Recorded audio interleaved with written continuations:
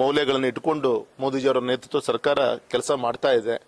ಇಂಥ ಸಂದರ್ಭದಲ್ಲಿ ಈ ರೀತಿಯಂತ ದ್ವೇಷದ ರಾಜಕಾರಣ ಮಾಡ್ತಾ ಇದ್ದಾರೆ.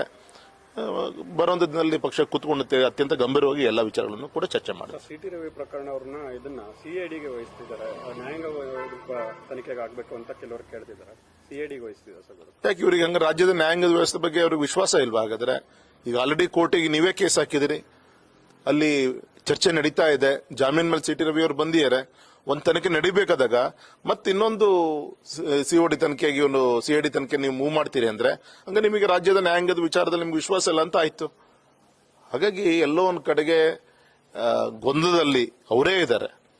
ಅವರ ತಪ್ಪನ್ನ ಮುಚ್ಕೊಂಡ್ಲಿಕ್ಕೋಸ್ಕರ ಈ ರೀತಿಯಂತ ಪ್ರಯತ್ನಗಳನ್ನು ಮಾಡ್ತಾ ಇದ್ದಾರೆ. ಸಾಗರ ಸೇತುವೆ ಸರ್, ಇದು ಸಿಗಂದೂರು ಸೇತುವೆ ಸಂಪೂರ್ಣ ಆಗುತ್ತಾ ಇದೆ. ತಮಗೆಲ್ಲರೂ ಕೂಡ ಗೊತ್ತಿರಬಹುದು, 2019 ಮಾರ್ಚ್ ಅಲ್ಲಿ ನಮ್ಮ ಕೇಂದ್ರದ ನಿತಿನ್ ಗಡ್ಕರಿಜಿಯವರು ಸ್ವತಃ ಬಂದು ಶಂಕುಸ್ಥಾಪನೆಯನ್ನ ಮಾಡಿ ಒಂದು ಐತಿಹಾಸಿಕವಾದಂತಹ ಒಂದು ಕಳಸೋಳಿ ಸಿಗಂದೂರು ಸೇತುವೆ ನಮ್ಮ ಶರಾವತಿ ಮುಳುಗಡೆಯ ಪ್ರದೇಶದ ಜನರಿಗೆ ನ್ಯಾಯ ಒದಗಿಸಿಕೊಡ್ಬೇಕು ಅಂತೇಳಿ ಸುಮಾರು 450 ಕೋಟಿ ವೆಚ್ಚವನ್ನು ಮಾಡಿ ಕೇಬಲ್ ಸ್ಟೇ ಟೆಕ್ನಾಲಜಿಯನ್ನು ಉಪಯೋಗಿಸಿಕೊಂಡು ಕೇವಲ 12ರಿಂದ 14 ಪಿಲ್ಲರ್ಗಳನ್ನು ಉಪಯೋಗಿಸಿಕೊಂಡು 2.25 ಕಿಲೋಮೀಟರ್ ಒಂದು ಸೇತುವೆಯನ್ನು ಮಾಡುವಂತಹ ಪ್ರಯತ್ನ ಆಗಿದೆ. ಅತ್ಯಂತ ಅಭಿಮಾನ ಹೇಳಲಿಕ್ಕೆ ಇಚ್ಛೆ ಪಡ್ತೇನೆ. ಇನ್ನು 3-4 ತಿಂಗಳೊಳಗೆ ಒಂದು ಇನಾಗ್ರೇಷನ್ ಮಾಡುವಂತ ಒಂದು ಹಂತಕ್ಕೆ ಬರ್ತಾ ಇದೆ.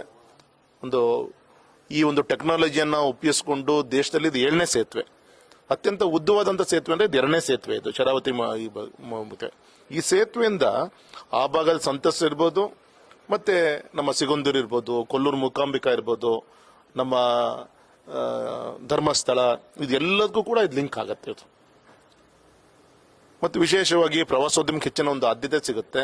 ಮತ್ತು ಸೇತುವೆಯನ್ನು ಕೂಡ ತುಂಬಾ ಅಚ್ಚುಕಟ್ಟಾಗಿ ತುಂಬಾ ವೆಲ್ ಡಿಸೈನ್ ಆಗಿ ಪರಿಪೂರ್ಣವಾಗಿ ಇವತ್ತು ಹೊಮ್ತಾ ಇದೆ.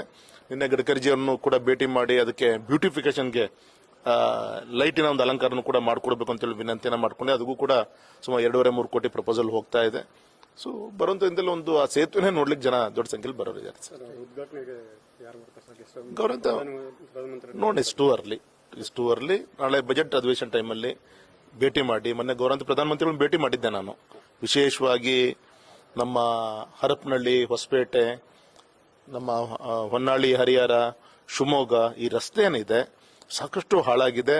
ಇಲ್ಲಿ ಏರ್ಪೋರ್ಟ್ಗೆ ಆ ಕಡೆ ಭಾಗದಿಂದ ಬರಬೇಕು ಅಂದ್ರೆ ಸಾಕಷ್ಟು ಗುಂಡಿಗಳು ಬಿದ್ದಿದೆ. ಇದನ್ನ ರಾಷ್ಟ್ರೀಯ ಹೆದ್ದಾರಿಯಾಗಿ ಅಪ್ಗ್ರೇಡ್ ಮಾಡಿಕೊಡ್ಬೇಕು ಅಂತೇಳಿ ಗೌರವಂತ ಪ್ರಧಾನಮಂತ್ರಿಗಳಿಗೆ ಭೇಟಿ ಮಾಡಿ ಅದನ್ನು ವಿನಂತಿ ಮಾಡಿಕೊಂಡು, ನಮ್ಮ ಶಿವಮೊಗ್ಗದ ರಿಂಗ್ ರೋಡ್ ಏನು ಅರ್ಧ ಆಗಿದೆ ಅದನ್ನು ಕೂಡ ಸಂಪೂರ್ಣ ಮಾಡಿಕೊಡ್ಬೇಕು ಅಂತ ವಿನಂತಿನೇ ಮಾಡಿದ್ದೀನಿ. ಯಾಕೆಂದ್ರೆ ಇದು ಗಡ್ಕರಿಜಿ ಅವರ ವ್ಯಾಪ್ತಿ ಮೀರಿ ಹೊಸ ರಾಷ್ಟ್ರೀಯ ಹೆದ್ದಾರಿಗಳನ್ನು ಅಪ್ಗ್ರೇಡ್ ಮಾಡೋದು ಗೌರವಂತ ಪ್ರಧಾನಮಂತ್ರಿಗಳು. ಇದನ್ನು ಕೂಡ ಪ್ರಯತ್ನ ಮಾಡಿದ್ದೀನಿ ಸರ್. VSLಗೆ 15,000 ಕೋಟಿ ಬಿಡುಗಡೆ ಆಗುತ್ತೆ ಅಂತ ಕುಮಾರಸ್ವಾಮಿ ಅವರು ತುಂಬಾ ಸಂತೋಷ, ಒಂದು ಅಭಿಮಾನ. ಕರ್ನಾಟಕದ ಒಬ್ಬ ಗೌರವಂತ ನಮ್ಮ ಕೈಗಾರಿಕಾ ಸಚಿವರಿದ್ದಾರೆ. ಹೇಳಿಕೆ ನೋಡಿ ಅತ್ಯಂತ ಸಂತೋಷ ಆಗಿದೆ. ಆದಷ್ಟು ಕಾರ್ಯರೂಪಕ್ಕೆ ಏನ್ ಬರಬೇಕು ಅದಕ್ಕೆ ನಾನು ಕೂಡ ಅದಕ್ಕೆ ಗಮನಿಸಬೇಕು. ಒಬ್ಬ ಸಂಸದ ಸದಸ್ಯನ ನಾನು ಕೂಡ ಗಮನ ಕೊಡ್ತೀನಿ. ಸರ್, ರಾಣೆಬೆನ್ನೂರು ಏನು ರೈಲ್ವೆ ಇದೆ ಸರ್, ಅದಕ್ಕೆ ಮೊದಲು 15 ಲಕ್ಷ ಕೊಡ್ತಾ ಇದ್ರು. ಈಗ ನಾನು ಬಂದ ಮೇಲೆ 60 ಲಕ್ಷಕ್ಕೆ ಮಾತಾಡ್ಸಿದ್ದೀನಿ ಅಂತ ಹೇಳಿ ಮೊನ್ನೆ ಮಧು ಬಂಗಾರಪ್ಪ ಅವರು, ಅಂದ್ರೆ ಪರಿಹಾರ ಧನ ಯಾರು ಭೂಮಿ ಕಳ್ಕೊಂಡಿರ್ತಾರ ಅವರಿಗೆ. ತುಂಬಾ ಸಂತೋಷ. ರೈತರಿಗೆ ಎಷ್ಟು ಕೊಟ್ಟರು ಕೂಡ ಕಮ್ಮಿ. ಆದರೆ ಅವರ ಹೇಳಿಕೆ ತಪ್ಪದು.